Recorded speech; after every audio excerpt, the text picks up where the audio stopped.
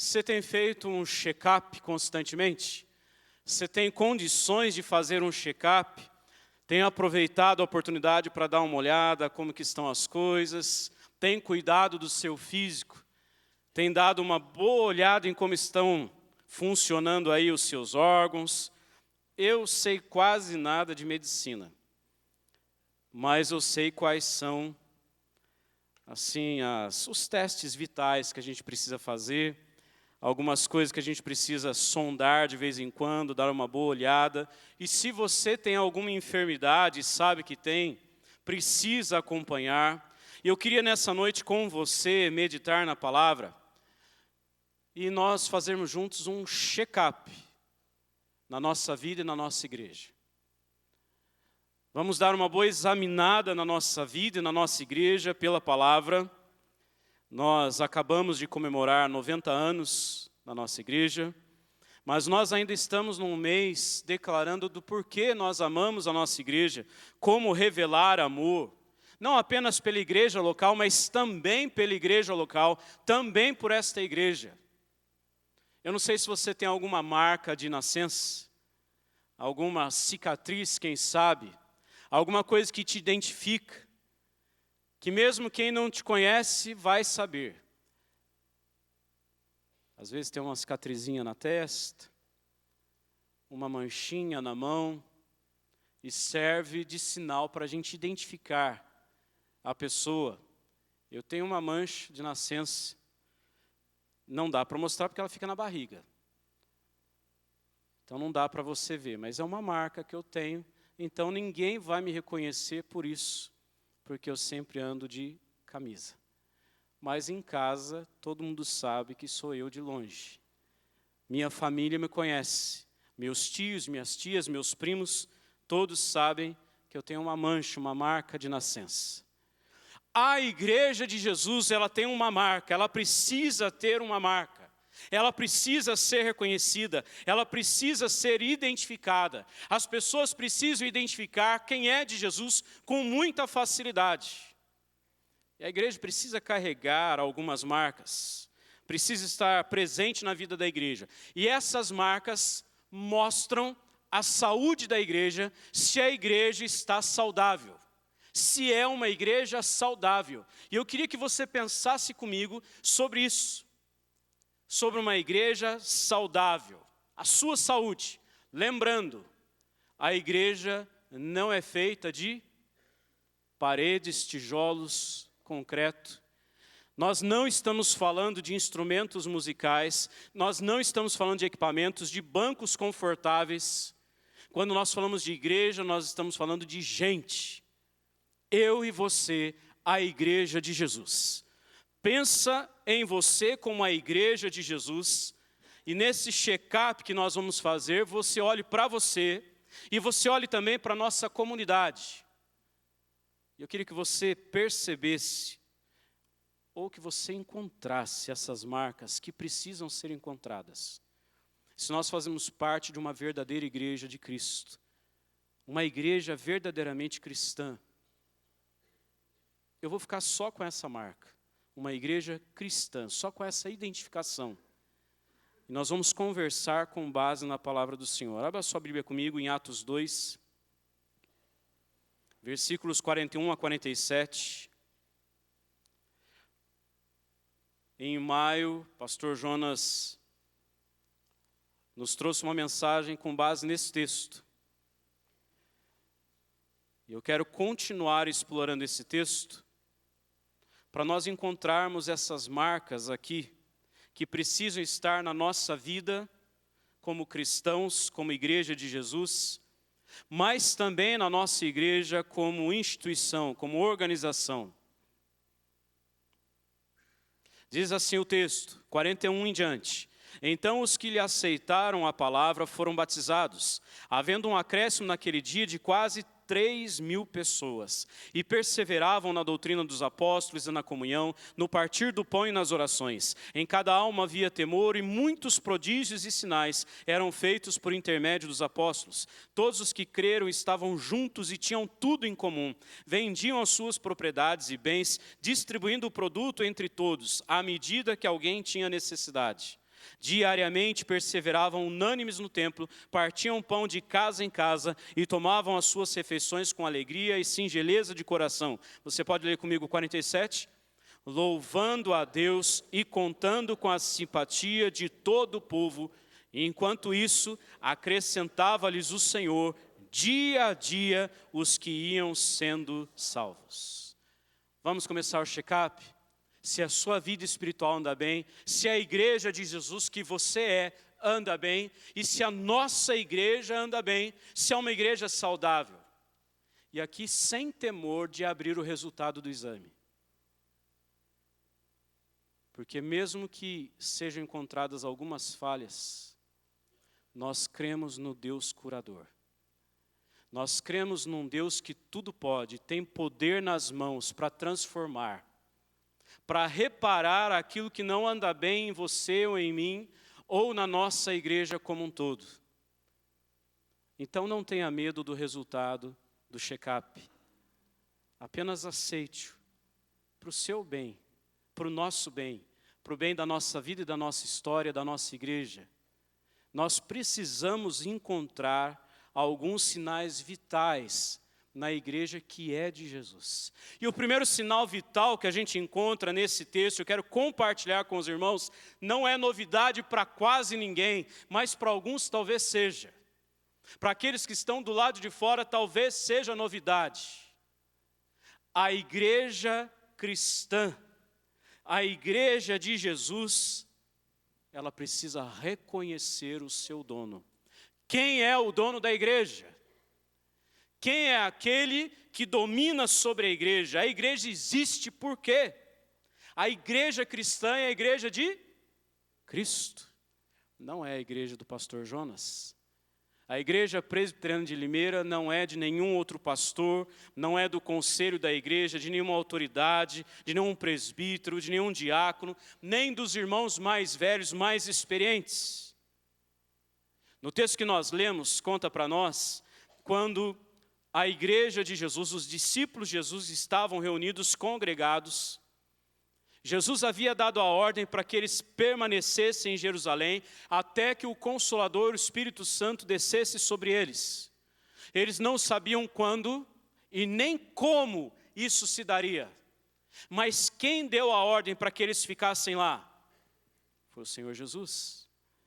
Foi Deus, o Pai, que enviou o Espírito Santo. O Espírito Santo veio sobre eles, tomou conta deles, de cada um deles. Foi o Espírito Santo quem fez isso, enviado por Deus. O Espírito Santo capacitou os discípulos que ali estavam reunidos, congregados, para que eles pregassem, testemunhassem de Cristo. Você prestou atenção? A iniciativa foi do Senhor. Deus toma iniciativa. Por quê? Porque Ele é o dono da igreja. A igreja pertence a Jesus. A igreja de Cristo pertence a Cristo. É comum a gente ouvir em cidades menores, ou mesmo aqui em Limeira, é comum a gente falar assim, a gente frequenta, eu frequento a igreja presbiteriana. A igreja do fulano, já ouviu isso? A igreja do ciclano, a igreja do pastor Jonas, a igreja da dona fulana. É comum a gente ouvir, porque apesar da igreja ter crescido e da cidade ter crescido nesses últimos 90 anos, tem pessoas que nos conhecem, que te conhecem, e fazem ligação entre um e outro. Mas eu e você, nós precisamos ter bem claro na mente e no coração que o dono da igreja é o Senhor Jesus. A gente tem figuras de autoridade. Nós temos pastores, como eu já disse, o conselho da igreja, a junta diaconal, líderes de ministérios, os departamentos, as sociedades internas da igreja. Mas nós não somos o dono da igreja. Nós não somos donos da igreja. A igreja tem um só dono. E quem é esse dono? O Senhor Jesus. Não é a minha e a sua vontade, não é o meu e o seu gosto.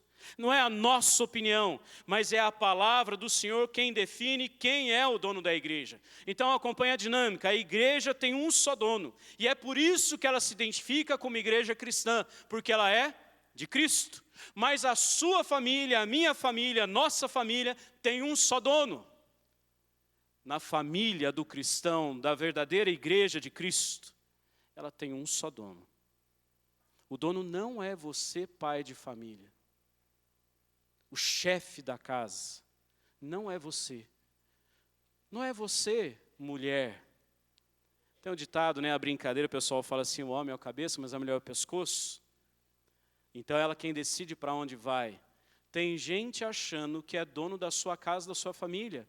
Tem homem achando, tem mulher pensando isso. Tem filhos, meninos, adolescentes, jovens, se achando donos da casa. Esse é um mau sintoma, um mau sinal. Primeiro resultado do exame que você precisa atentar e corrigir. Porque o dono da família é o Senhor Jesus. E se não for o Senhor Jesus, a doença é grave, é muito grave. Josué, ele fala assim em Josué 24:15, o que ele diz lá? Eu e minha casa serviremos ao Senhor. Mas ele diz antes, ele começa dizendo para o povo, olha, se vos parece mal servir ao Senhor, escolhei hoje a quem sirvais, se aos deuses a quem serviram vossos pais, que estavam da além do Eufrates, ou aos deuses dos amorreus, cuja terra habitais. Mas eu e a minha casa serviremos ao Senhor. Ele é o Senhor da nossa casa. Olha, tem muitos problemas que a gente enfrenta, que você enfrenta, e que a sua família enfrenta, porque o Senhor não é o Senhor da sua casa. Porque você ou alguém quer ser o Senhor da sua casa, e não o próprio Deus. Uma família, uma igreja saudável, tem o Senhor como dono da casa e da família. É Ele quem dirige os passos. É Ele quem dá a direção e nós devemos estar atentos à sua voz. A igreja tem um só dono, a nossa família deve ter um único dono, mas a nossa vida também deve ter um só dono. Individualmente, tudo começa individualmente. Não começa no coletivo, começa na pessoa. Eu e você precisamos entender que nós temos um dono. E isso não é para oprimir. Isso não é para tirar de nós o gosto pela vida, ao contrário, é exatamente para nos trazer vida que nós temos um dono. E esse dono pagou o preço na cruz do Calvário, derramando o seu sangue em nosso favor. Eu tenho um dono, você tem um dono, ou não? Você precisa fazer essa análise, abre o seu exame aí e veja, quem domina a sua vida? É o seu próprio coração? Então você é um idólatra. É outra pessoa, você é um idólatra. É qualquer coisa que você tenha, você é um idólatra. Esse é um tempo de deixar o trono para quem é dono da nossa vida. Em Gálatas, o apóstolo Paulo fala assim, 2:20, logo já não sou eu quem vivo, mas Cristo vive em mim. E esse viver que agora tenho na carne, vivo pela fé no Filho de Deus, que me amou e a si mesmo se entregou por mim. Eu não governo mais, eu não domino mais. Não sou eu quem toma as decisões, é o Senhor, porque eu tenho um dono. Presta atenção no que eu vou te falar. Quando nós temos um dono, nós não tomamos mais as nossas próprias decisões. Não é mais pela nossa vontade ou pelo nosso gosto, mas nós nos sujeitamos à vontade desse dono. A vontade dele é que prevalece e é maior sobre tudo. Você precisa entender, eu preciso entender que nós temos um dono da nossa vida, da nossa casa e da nossa igreja. Uma igreja saudável, ela sabe identificar muito bem quem é o seu dono. Não é nenhum presbítero, não é nenhum pastor, não é nenhum líder, é o próprio Senhor. Você crê nisso? Na sua vida é assim também? Ele é o dono da sua vida, da sua história. Segunda lição que eu quero compartilhar com você, a segunda marca de uma igreja saudável, e a gente vai abrindo aí o exame, versículo 42, e perseveravam na doutrina dos apóstolos. Uma igreja saudável, uma vida saudável é firmada, é calcada na palavra de Deus. Ela persevera, ela permanece na palavra do Senhor. Palavra hoje é o que não falta. Tem gente dizendo, falando tudo sobre todos os assuntos. Qual é o maior especialista político dos nossos tempos? Facebook. Facebook é o especialista político do nosso tempo. Ninguém tem mais opinião do que todo mundo que ali está. Todo mundo tem uma opinião, uma palavra para dar, tem coisa para dizer em tudo quanto é lugar. São várias as fontes, mas a palavra que tem que permanecer sobre a vida da igreja de Cristo é a palavra de Deus. Essa é a palavra que nos guia, que nos dirige. Você não tem dúvidas em relação a isso. A palavra que precisa guiar as suas ações é a palavra do Senhor. Salmo 119, que nós exploramos muito no mês de abril. Versículo 11. Guardo no coração as tuas palavras para não pecar contra ti. Eu vou registrar no meu coração a sua palavra, eu quero memorizar, eu vou mergulhar na palavra. Se você não tem mais condições de memorizar nada, então você precisa ter acesso à palavra em todo o tempo. Palavra que você abre no celular, palavra que você abre no papel mesmo, ou seja onde for, palavra que você ouve. Num tempo em que a gente ouve tantas palavras e tantas opiniões, com qual você vai ficar? Qual palavra vai dirigir a sua casa? Qual palavra dirige a sua vida? Nas decisões e escolhas que você precisa tomar? Os nossos projetos, as decisões, orientações, elas precisam estar debaixo da palavra do Senhor. Não é palavra de homem, nem de mulher, nem de governante algum. Não é a palavra nem de instituição, ainda que ela seja religiosa. A palavra é de Deus, não é nossa. Não é a palavra do pastor fulano ou beltrano, é a própria palavra de Deus. A igreja perseverava, os apóstolos perseveravam, todos os discípulos, os seguidores de Jesus perseveravam unânimes na doutrina dos apóstolos. E existe um ensinamento, existe uma palavra, e nós precisamos viver debaixo dessa palavra. Eles seguiram os passos dos apóstolos. Deus tem uma palavra para nós. Dê uma boa analisada aí no seu exame. Que palavra que tem guiado as suas decisões diárias, semanais? Quem sabe os grandes projetos, as grandes conquistas, mas também aquelas atividades rotineiras, aquilo que você tem que fazer todos os dias.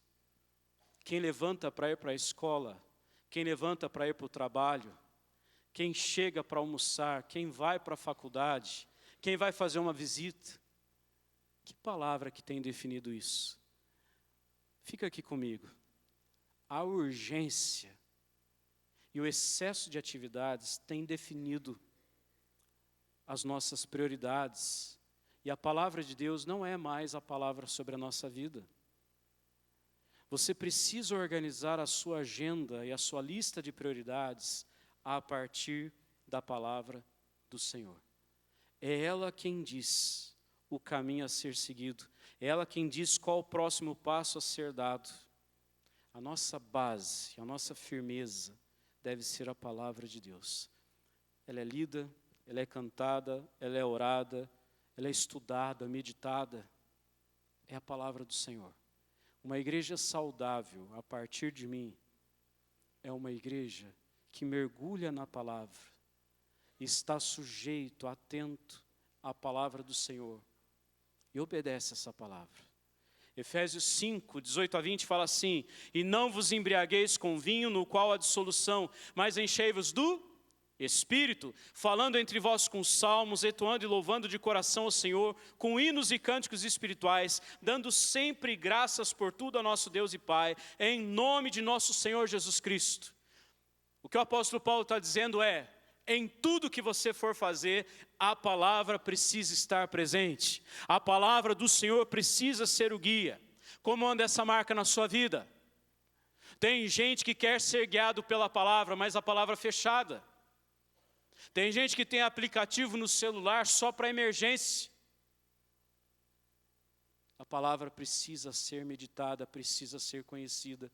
A gente precisa mergulhar nessa palavra e desfrutar dessa palavra. Uma igreja saudável é uma igreja firmada na palavra de Deus. Faz essa análise na sua própria vida e na vida da nossa comunidade, da nossa igreja. Versículo 43. Você pode ler comigo? Se estiver com a sua Bíblia aberta ou o seu aplicativo aí. Vamos ler? Em cada alma havia temor, e muitos prodígios e sinais eram feitos por intermédio dos apóstolos. O que acontecia por intermédio dos apóstolos? Prodígios e? Por intermédio de quem? Dos apóstolos. É a igreja de Jesus quem tem a tarefa e a missão de abençoar quem está à sua volta. Uma igreja saudável é uma igreja que reconhece e vive a sua missão, o seu propósito de vida. Você tem um propósito de vida? Qual o seu ministério? Qual o seu chamado? Quais os dons que Deus te deu? Com que Deus te capacitou? Eu e você temos um propósito de vida, mas a nossa igreja também tem um propósito de existir. Deus dá um propósito para cada um de nós. Prodígios e sinais eram feitos por intermédio dos apóstolos. Por que a igreja existe? Qual o papel da igreja no tempo em que nós vivemos e onde nós estamos? Qual a missão, qual o propósito da igreja? Por que Deus permitiu a igreja presbiteriana de Limeira existir por 90 anos? Por que Deus trouxe até aqui? Por que você ainda vive? Existe um propósito. Você concorda comigo? Existe uma missão, uma tarefa que ainda não foi concluída, mas a gente precisa executá-la todos os dias. Você está entendendo? É um projeto que você faz parte. Deus te chamou, te incluiu nesse projeto. E você trabalha nesse projeto todos os dias. E quando esse projeto terminar, então você vai desfrutar da glória eterna. Ou com a volta de Jesus, ou com a sua morte. É lindo pensar nisso, irmãos.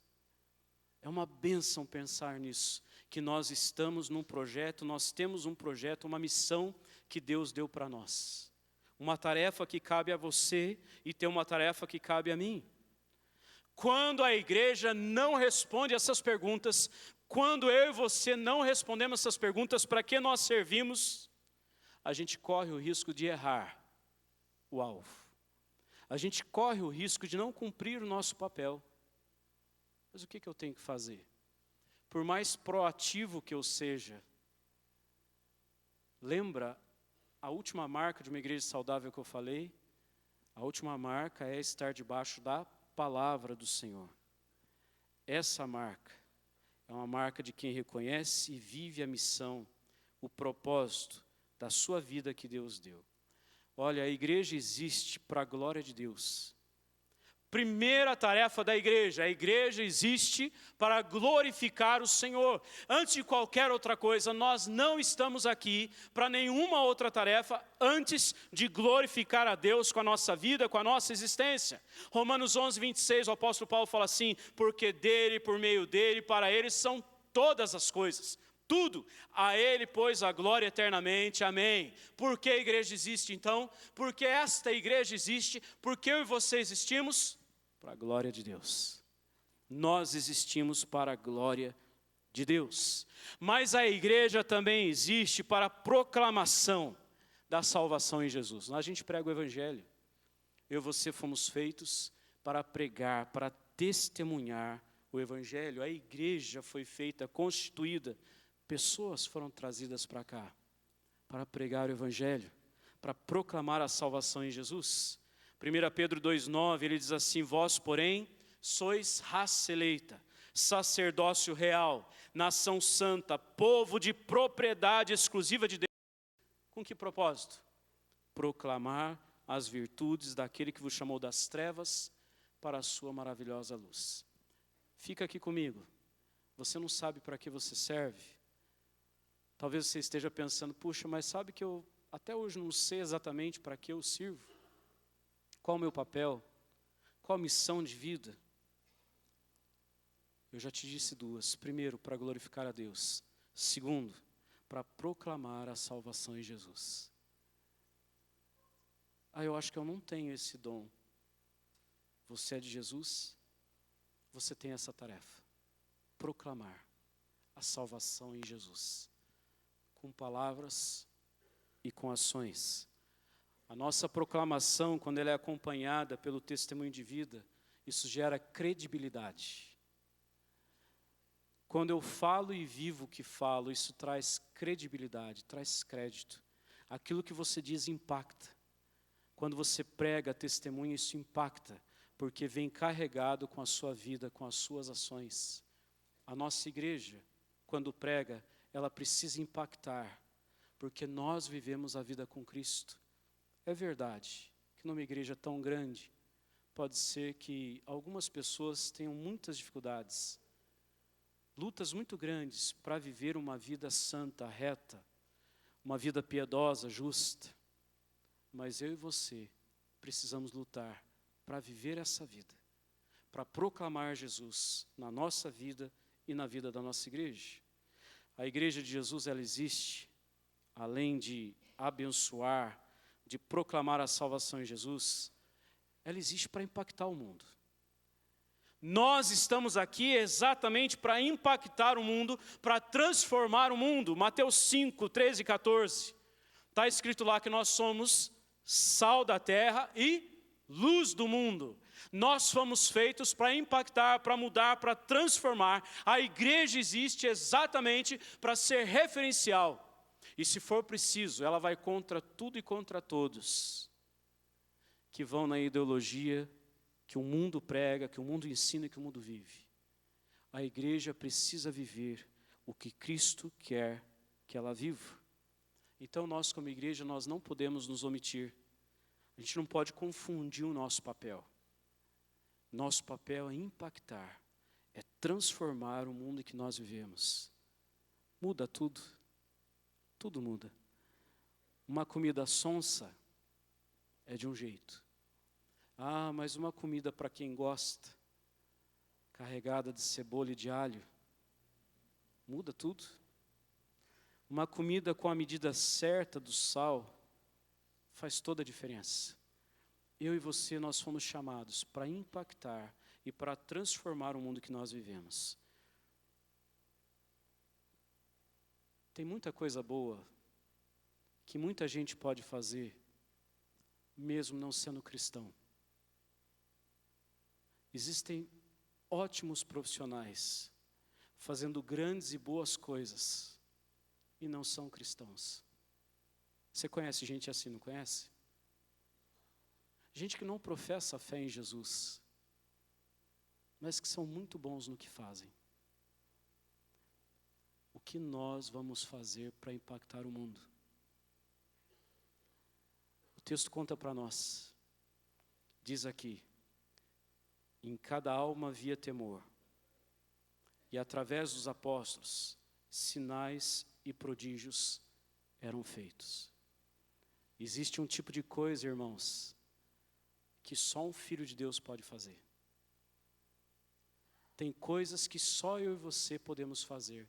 Tem coisas que só os jovens que estão aqui podem fazer.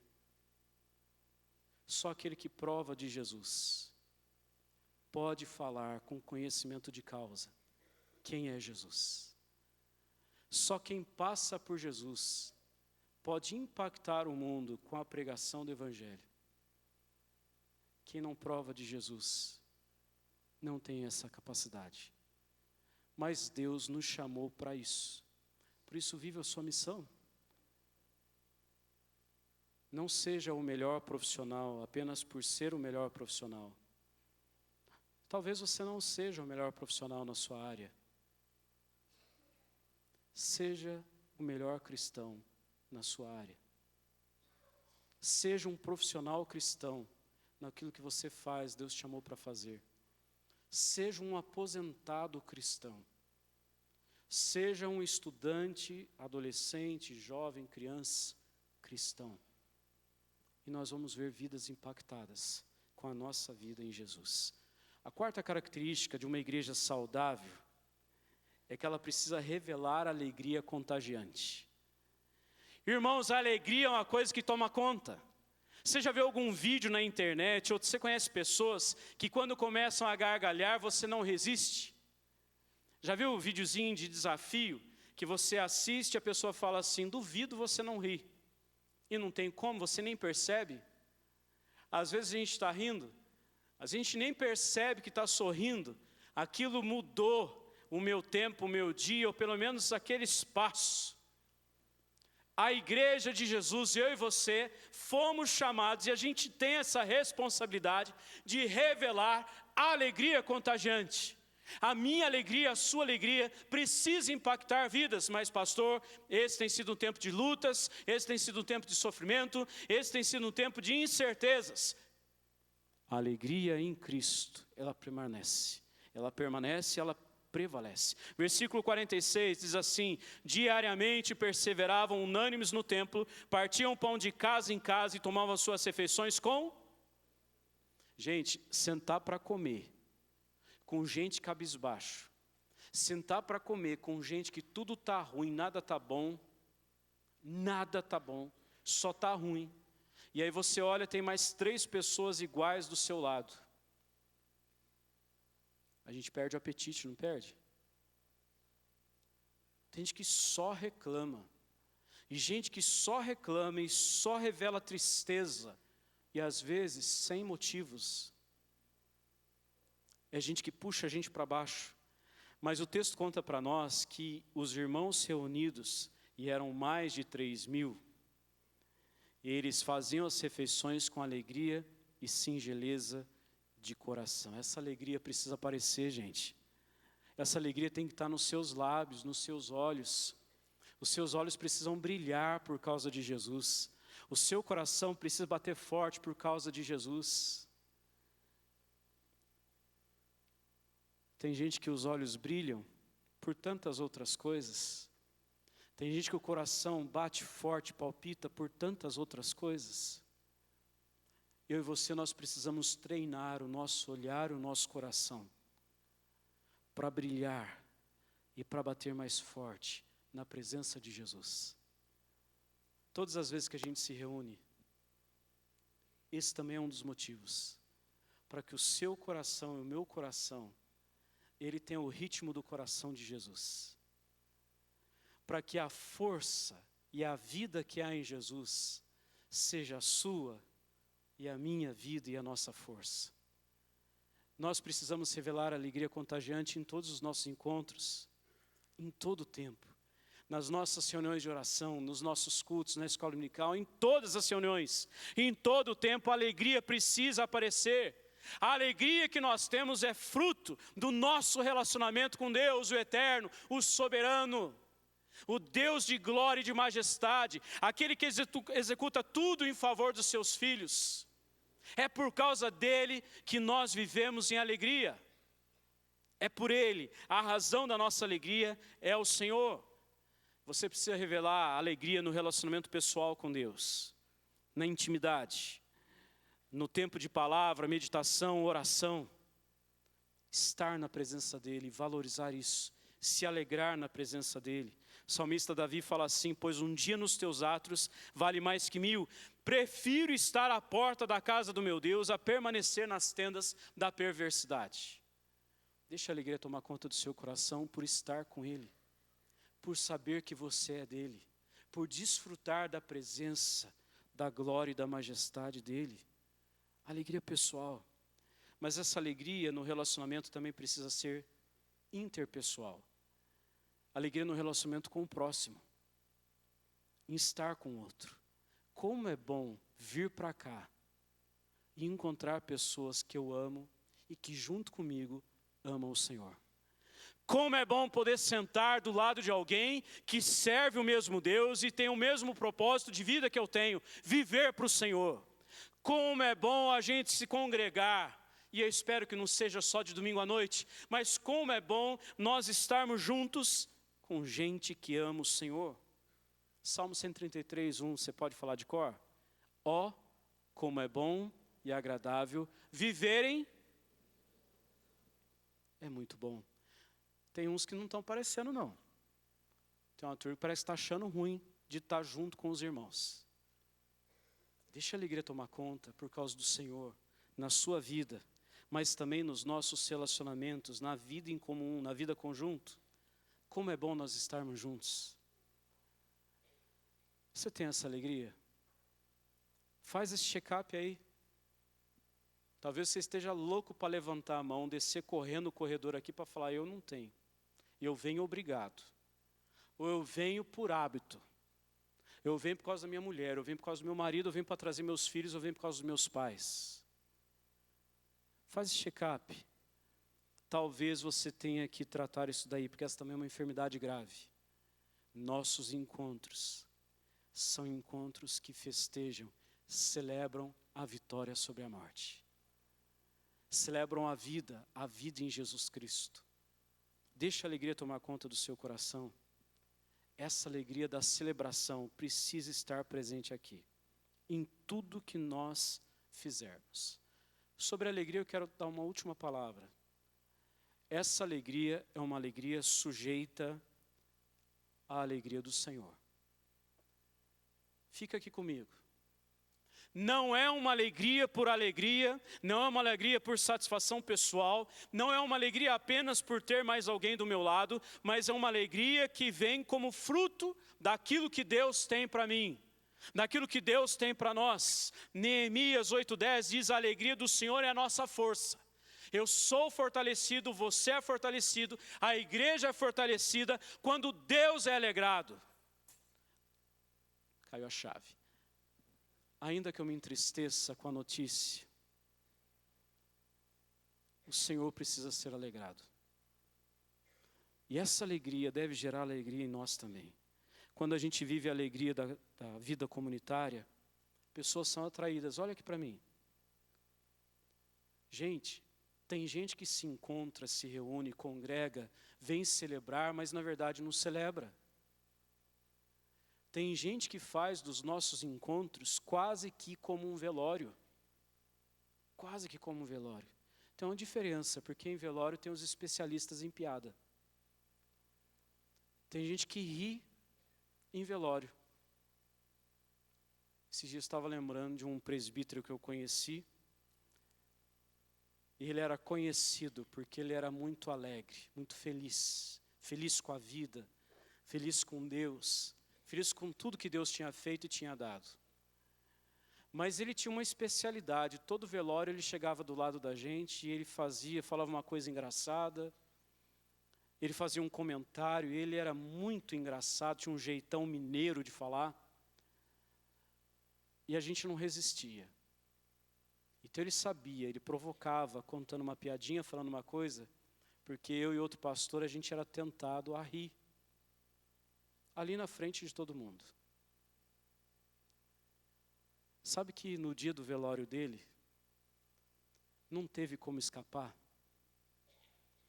Foi um velório alegre, apesar da tristeza da morte. Porque todos conheciam a fama dele e todo mundo sabia que ele era muito alegre. Ele exalava alegria, ele contagiava a gente com a alegria dele, até no ambiente de velório. Mas, irmãos, nós não estamos num grande velório. Eu já disse, vou repetir. Nós estamos numa celebração de vida e não de morte. A alegria precisa tomar conta do nosso coração e precisa contagiar quem está à nossa volta. Uma igreja saudável é uma igreja que celebra, revela alegria, contagia com a sua alegria. E para terminar, versículo 47, diz aqui, louvando a Deus e contando com a simpatia de todo o povo, enquanto isso acrescentava-lhes o Senhor, dia a dia, os que iam sendo salvos. Pessoas saudáveis são pessoas que crescem e se desenvolvem. Uma igreja saudável é uma igreja que cresce e se desenvolve. Nós crescemos em número, a gente podia dizer em estatura, mas nós também devemos crescer, desenvolver O desenvolvimento vem da vida íntima com Deus, da comunhão com Ele. Quem acrescenta é o próprio Deus. Quem traz gente é o próprio Deus. Se nós vivermos essa vida espiritual saudável, e se a igreja for uma igreja com a vida espiritual saudável, foi Deus quem congregou, quem trouxe para a igreja primitiva. Foi Deus quem agiu, quem operou, foi Deus quem alcançou essas vidas, mas Ele usou a igreja, Ele usou homens e mulheres dEle. E como é bom sermos usados por Deus para atrair pessoas para perto de Cristo. O crescimento, irmãos, é uma consequência natural. São vários os textos, Atos 4:4, 6:7, 9:31, 35, 16:5. Todos esses textos falam que o Senhor foi trazendo e a igreja crescia. A igreja crescia. Nós não queremos apenas número. Nós queremos crescer e nós queremos desenvolver. Estava num casamento há uns anos atrás, de um outro amigo pastor. E nós éramos 5 pastores que iam participar da celebração. E antes de começar, a conversa foi, isso tem 11 anos, 10 para 11 anos. A conversa foi como nós temos pastores, igrejas, grupos de gente que pregam tudo menos o evangelho. E tem igrejas que estão abarrotadas. Aí o meu pastor virou e falou assim, olha, encher a igreja não é difícil. É fácil. Um outro pastor amigo que estava junto, falou assim, difícil é manter a igreja. O terceiro completou, eu só observei. Falou assim, difícil é manter uma igreja cheia, com gente cheio de Deus. Irmãos, essa tem que ser a nossa busca. Deus vai trazer, Deus vai agregar, mas a gente precisa desenvolver, nós precisamos crescer na fé, prosperar na fé. Não é à toa que a nossa igreja completou 90 anos, ela vem crescendo, vem expandindo, cresce para os bairros, cresce para os lados, cresce para outras cidades, outros estados, países. Eu e você, nós somos participantes desse processo. E como que eu e você, nós participamos desse processo de crescimento e desenvolvimento? Guarda a dica, fica comigo aqui, presta atenção. Primeiro jeito de você participar desse processo, não atrapalha. Não tenta impedir. Primeira coisa. Mas tem alguma coisa que a gente pode fazer para acrescentar? Você pode colaborar efetivamente com o crescimento, com o seu tempo, com os seus dons, com a sua habilidade, testemunhando, evangelizando, investindo tempo e recursos na obra do Senhor. A igreja cresce em número, mas ela também precisa se desenvolver. Ela precisa prosperar diante do Senhor. Como uma criança saudável, ela cresce. Engraçado que cresce da noite para o dia. Cresce da noite para o dia. Uma criança saudável, com a saúde ajustada, ela cresce da noite para o dia. E crescer dói. Crescer dói. Mas uma criança saudável, ela não apenas cresce, ela também se desenvolve. Nós como igreja, nós precisamos crescer e a gente precisa se desenvolver. Eu e você como pessoas.